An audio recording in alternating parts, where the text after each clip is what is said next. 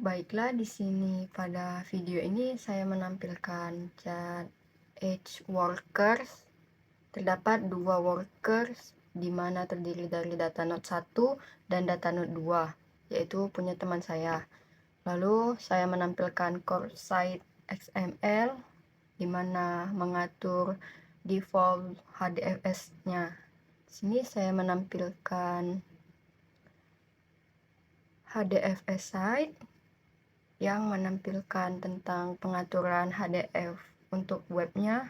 Lalu selanjutnya saya di sini menampilkan yarn site untuk pengaturan resource manajernya. Di sini beberapa coding yang saya gunakan agar kedua web tersambung. Lalu saya menampilkan cat Edge host di mana terdiri dari tile skill teman-teman saya agar kami bisa saling terhubung melalui laptop yang berbeda. Ini buktinya pada halaman resource manager kami terdapat dua data node network. Lalu di sini saya akan menampilkan data node kedua teman saya. Yang pertama Cinta, lalu yang kedua Wildan. Lalu pada browse directory, ini merupakan file yang sudah saya input sebelumnya. Ini kami menggunakan tile scale untuk menghubungkan satu sama lain tanpa LAN karena kami tidak memiliki kabelan untuk menggunakannya. Jadi kami memanfaatkan tools tile scale untuk agar mereka bisa saling terhubung melalui jaringan yang sama.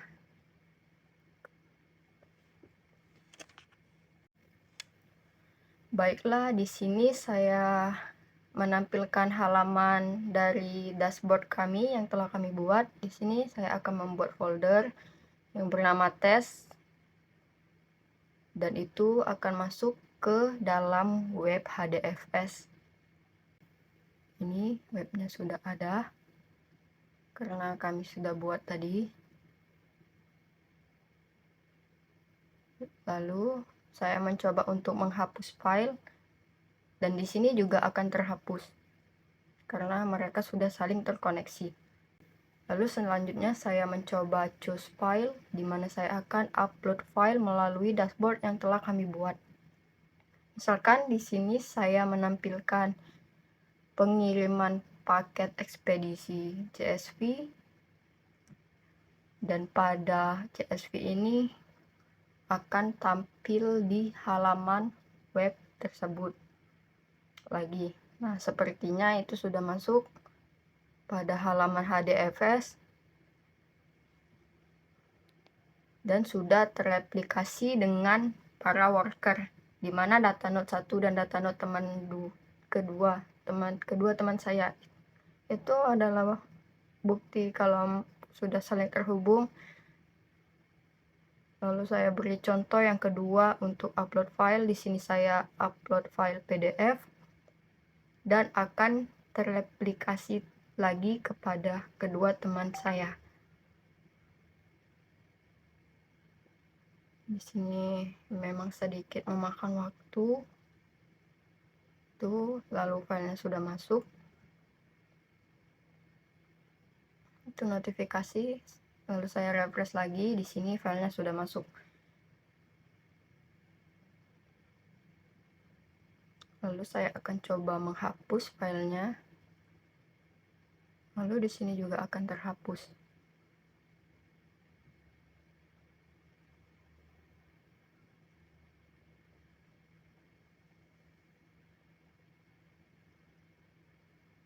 Nah, kedua file sudah saya hapus.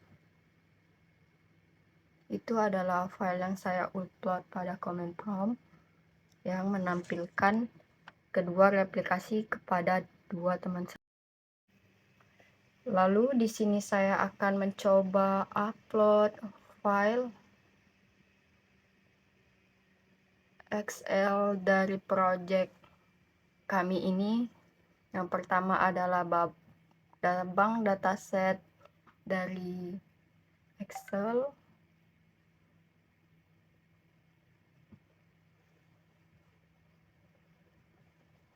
Karena di sini filenya lumayan besar, jadi loadingnya lumayan lama. Karena harus direplikasi kepada kedua data node.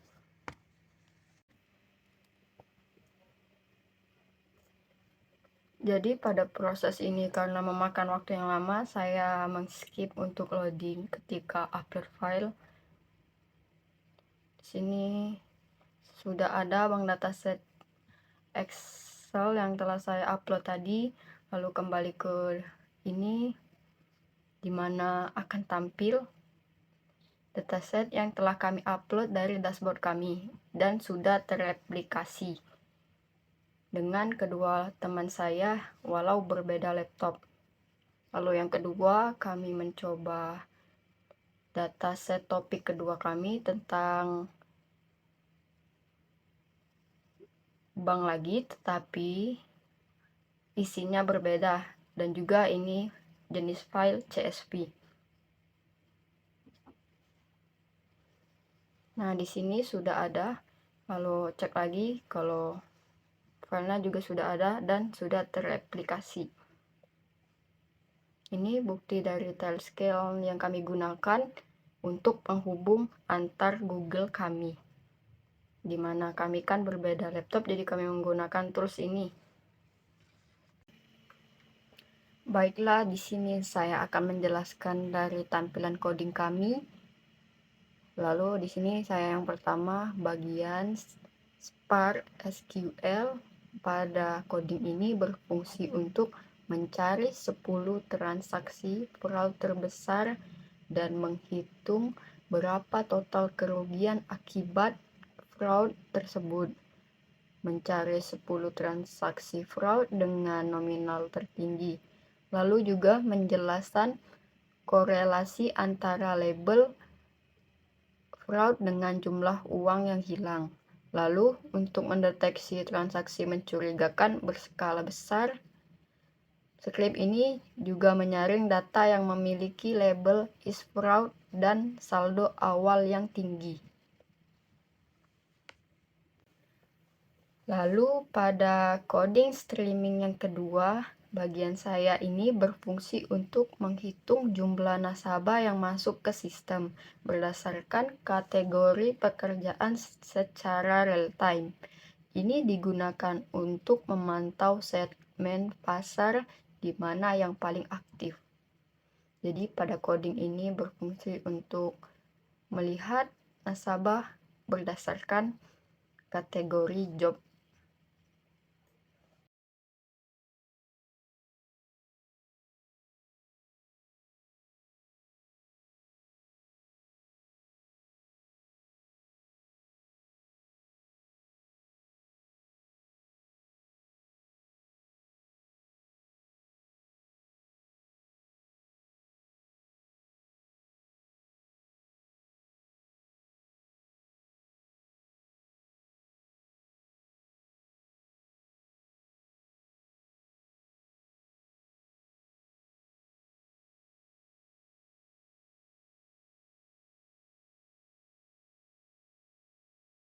Nah, sudah berhasil dan saat ini saya akan mengakses lagi cat cinta behavior analysis.py.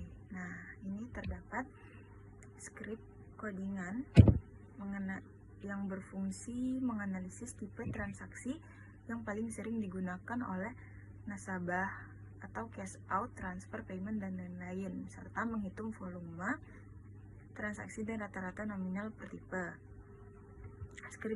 Skrip codingan ini menjelaskan tipe transaksi mana yang paling mendominasi di bank ini untuk melihat perilaku nasabah. Di sini kita bisa melihat bahwa tipe transaksi atau transfer itu memiliki rata-rata nominal paling tinggi dibandingkan tipe lainnya. Nah, selanjutnya mengakses Cat Cinta Streaming VIP.py. Nah, di sini juga terdapat script codingan dari dataset yang telah kami masukkan, yaitu fungsinya ini menyaring secara instan nasabah yang memiliki saldo atau balance di atas 20.000. Program ini itu berfungsi sebagai sistem peringatan untuk tim pemasaran saat ada nasabah potensial yang datanya masuk. Oke, baik. Di sini saya posisinya sebagai data node, yang mana saya sudah ada data node dan node manager.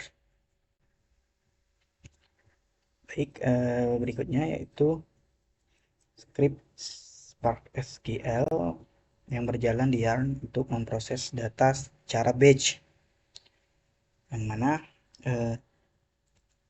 saya akan masuk ke name node dulu.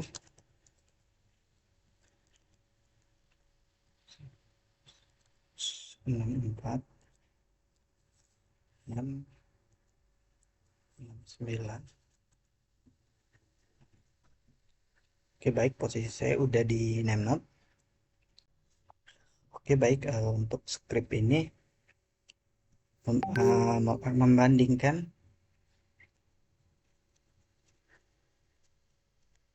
apakah saldo yang keluar amount sesuai dengan selisih saldo awal dan saldo akhir, atau juga script ini mencari transaksi di mana saldo pengirim tidak berubah meski transfer dilakukan. Nah, ini menunjukkan adanya error sistem atau indikasi pencucian uang atau anomali. Tujuan dari script ini untuk berfungsi untuk validasi data saldo, yang mana saya mencari anomali di mana ada transaksi keluar tapi saldo pengirimnya tidak berkurang dengan menggunakan perintah result filter call amount dan selanjutnya.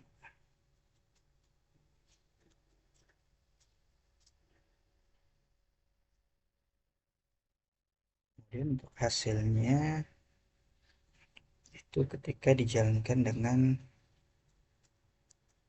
Sparkset.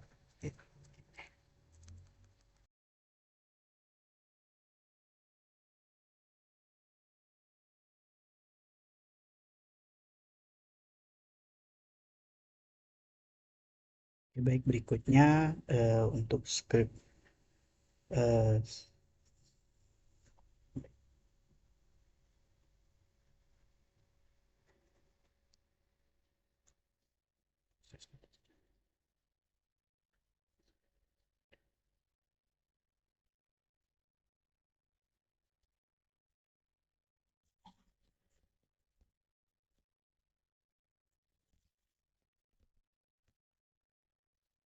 Oke, baik, berikutnya yaitu script Spark Streaming. Oke, baik, berikutnya itu script Spark Streaming yang berjalan dian untuk memproses data secara real time, yang mana saya udah buat scriptnya, yaitu dan streaming marital PE. Posisi saya di sini masih ada di node. Saya akan cek record dan streaming marital .p.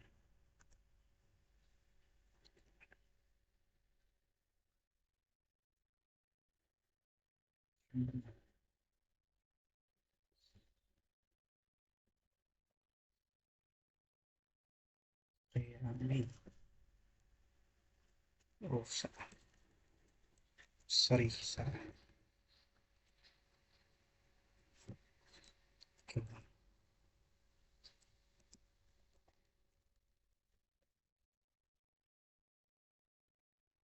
Oke, baik, berikutnya yaitu untuk soal nomor 3, yang mana sudah membuat script Spark Streaming yang berjalan liar untuk memproses data secara real time. Sini saya akan masuk lihat scriptnya.